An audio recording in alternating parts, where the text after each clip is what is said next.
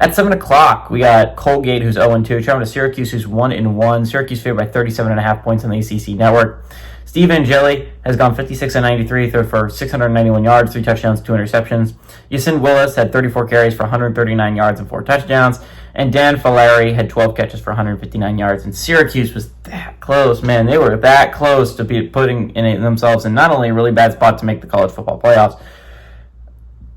Likelihood of that goes significantly down if you start 0-2. I don't think a single team has ever made the college football playoffs starting 0-2. Only one team has ever made the college football playoffs starting 0-1, and that was Clemson last year, winning a conference championship. No team has ever gotten an at-large bid, by the way, starting 0-1. Anyways, Syracuse was looking at 0-2 right in the face, and they were able to pull it back against UConn, pull it off. Obviously, Fran Brown was not happy with that effort. It made him run suicides after the game, but it's a good get-right game for Syracuse because next week you have a big one. You have an absolutely massive one. You have to go and you got to play Clemson, and it's about as hard of an ask as you're possibly going to get if you're the Qs, right? Obviously, the Qs still has a really hard schedule left on their resume. The chances of them making the college football playoffs seems low this year. They do not seem like a team that's going to be vying for that CFP spot. But they are 1-1. It's not a bad 1-1. Tennessee has looked good.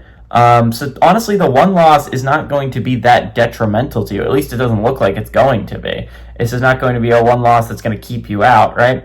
So it all matters is keep on winning if you're Syracuse. And obviously, the playoffs is a long shot right now, but 6-6 and going to a bowl is not impossible with the schedule that they have.